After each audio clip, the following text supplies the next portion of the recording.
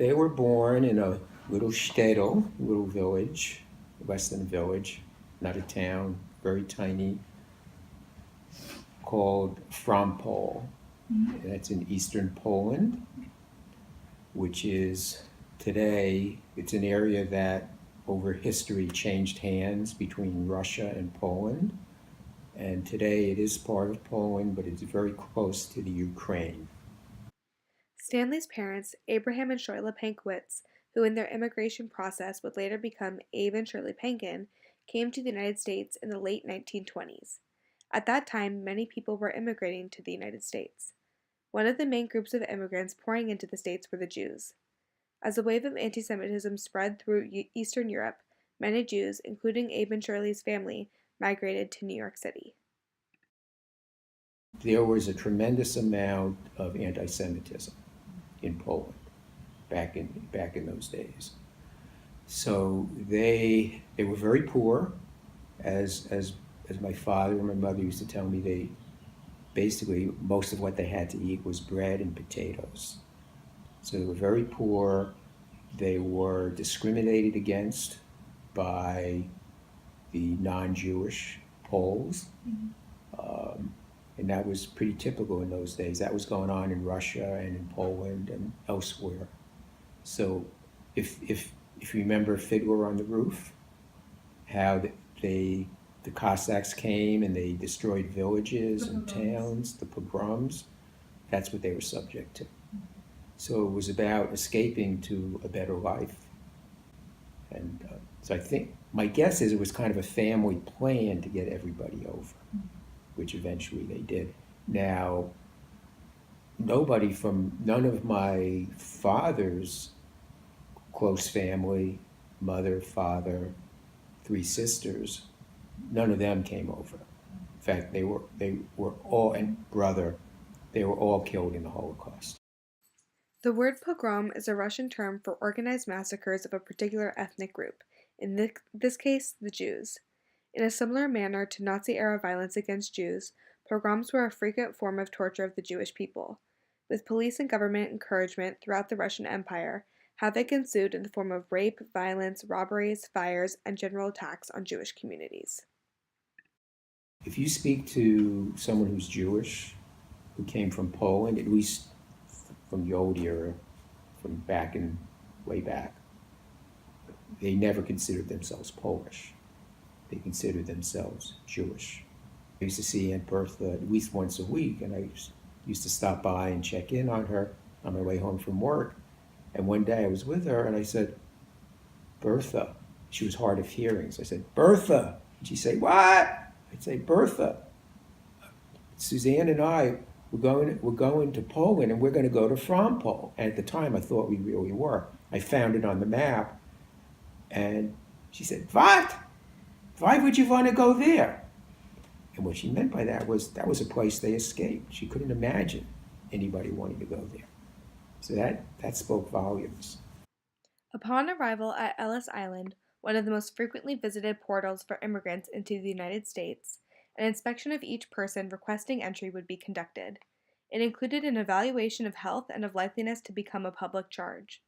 Though only 2% of people were unable to enter as a result of the failed evaluation, being turned away was a tragedy, giving the island the moniker Island of Tears. After being admitted to the country, another world awaited immigrants in New York City. My mother gave birth to my brother, Charles, who was 13 years older than me. And after 2 years, so he grew up here. My mom came over. She worked as a seamstress.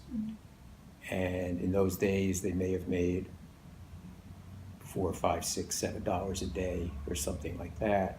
So my mom worked very hard and left my brother with her mother during the day while she worked. Life in New York City was not easy for immigrants. Though living conditions in New York were often better than the ones immigrants left behind, many were subjected to cramped living in tenements, notoriously cramped living spaces which did not see reform until the late 1920s. Because of this wave of immigration following the Industrial Revolution, jobs were not in short supply. The jobs available, however, did not pay well and could often be unsafe. While Shirley found a job as a seamstress, Abe met tragedy in his job as a cabinet maker. And not long after he got here, so he was a cabinet maker, and he found a job as a cabinet maker. And one day, he was he or they were unloading a crate of glass from a truck, and the crate fell on him, and he was severely injured.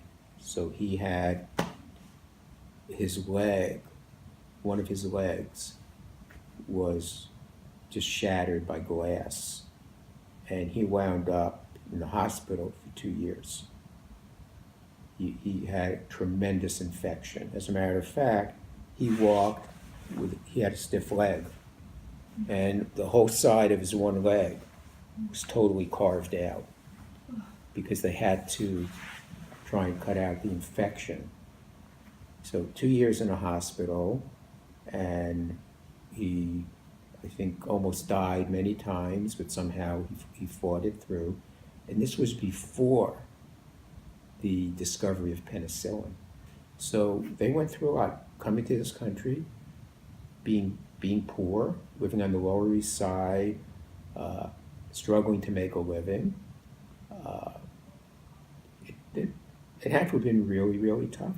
But my father had a lot of drive, and eventually he started his own business and became a successful businessman. Sort of the self-made man story that you hear about. The American dream. The American dream. And he had a lot of drive and ambition, which I must say I got from him. I think I got from a strong, strong work ethic. Despite the struggle of living in poverty, immigrating to the United States, living with the sparsity of the Lower East Side, and combating life threatening injury, the Penkin family found success in New York. Abe became a prosperous businessman and raised two successful sons. Stanley grew up to be an intelligent and thoughtful man who was proud of his Jewish immigrant background. This one kid used to pick on me, and I think anti-Semitism was a part of it. And coming home from school on the bus one time, he was picking on me so much that we got into a fight, and I gave him a bloody nose. And he never picked on me again. How'd that feel? It felt great.